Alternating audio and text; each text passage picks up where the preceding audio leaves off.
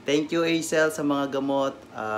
Sobrang thankful ako dahil binigyan mo ako nito. At sana mapanood mo tong video someday. At makabawi man lang.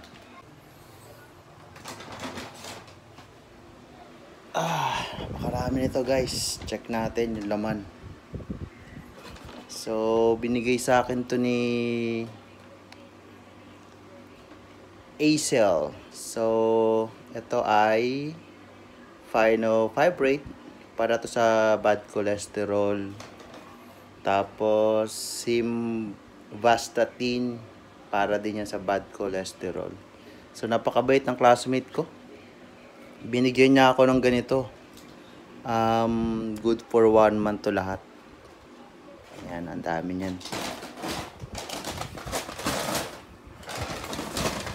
Ayan. Tapos, mamaya, try natin tong Metformin para to sa type 2 diabetes. So, first time ko magta-try nito. So, pero bago yan, almusal muna tayo.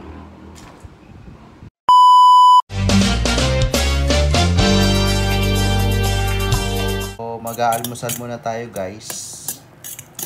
Pagkatapos kong kumain itong pansit canton,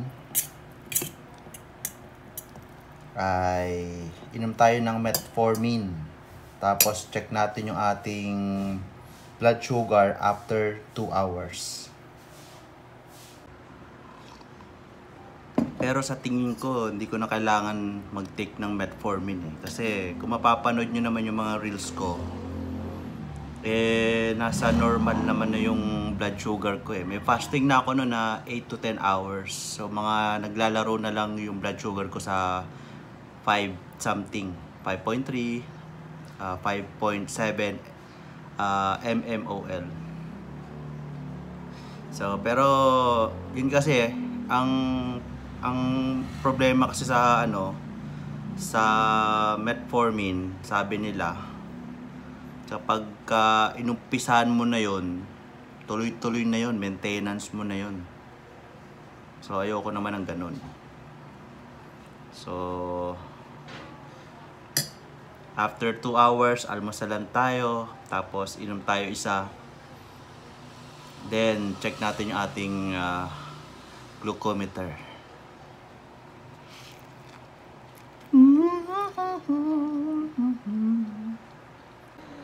Hello guys, good evening. So, inom muna tayo ng gamot. Itong Lipway para sa cholesterol to eh. Tapos itong Cardio Sim or Simvastatin para sa cholesterol din yan. Ito yung bigay ng aking classmate. Napakabait. First time kong iinom ng Metformin. So, mataas siya, 750 milligram. So, pagkatapos itong dalawang gamot, siguro hintay lang tayo ng mga 10 minutes. Tapos, tsaka tayo inom nito. Ang maganda dito sa Met4 is, sabi niya, yung effectivity nito, tumatagal ng 3 to 4 days. So, ano ba unahin natin? Mini, mo. So, ito na lang muna. Simvastatin.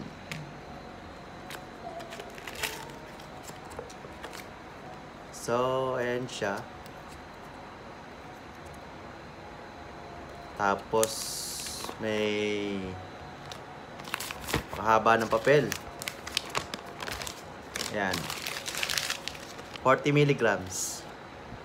Hopefully, bumaba ang ating cholesterol. So, maliit lang siya. Ayan lang.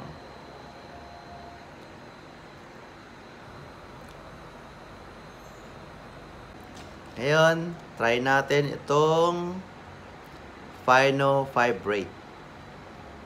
Yeah, 160 mg na tablet.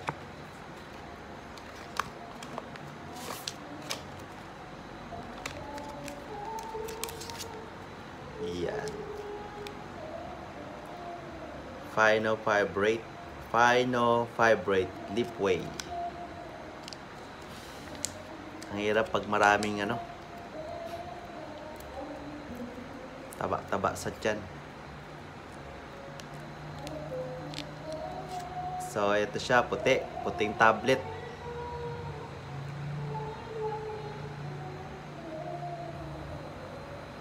Kaya pala, gabi, yung reseta ng doktora, usually,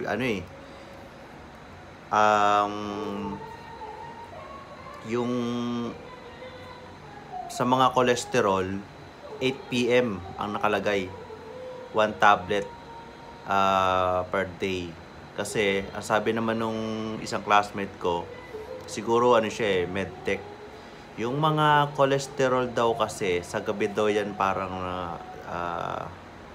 nag-accumulate, parang ganun pagkakaintindi ko. So, ganun pala yon. Yung metformin, ganun din. Siguro, hintay lang tayo mga 10 minutes or 15 minutes, saka natin to iinumin. So, kaninang tanghali, bago ako mag-lunch, so nag-check muna ako ng aking sugar. Nasa 5.5 lang siya, mmol per liter. So, 99 lang yun. So, normal na normal. Tapos, kaninang mga around 6 p.m. bago ako mag-dinner, nag-check uli ako ng aking sugar. Nasa 6.2 ata yun. So, 111 something ata yun kung natatandaan ko.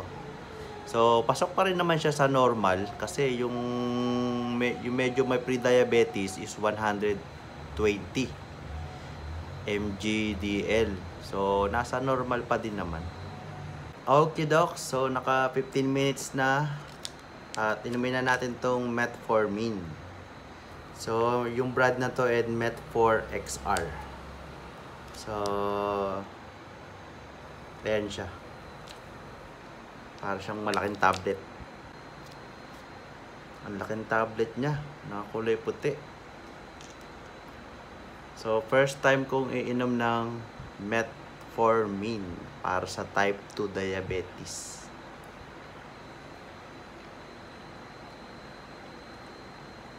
Mapait siya. At ibang-iba yung lasa. Oh my goodness. Siguro after 3 to 4 days. So, yun muna guys. Stay healthy.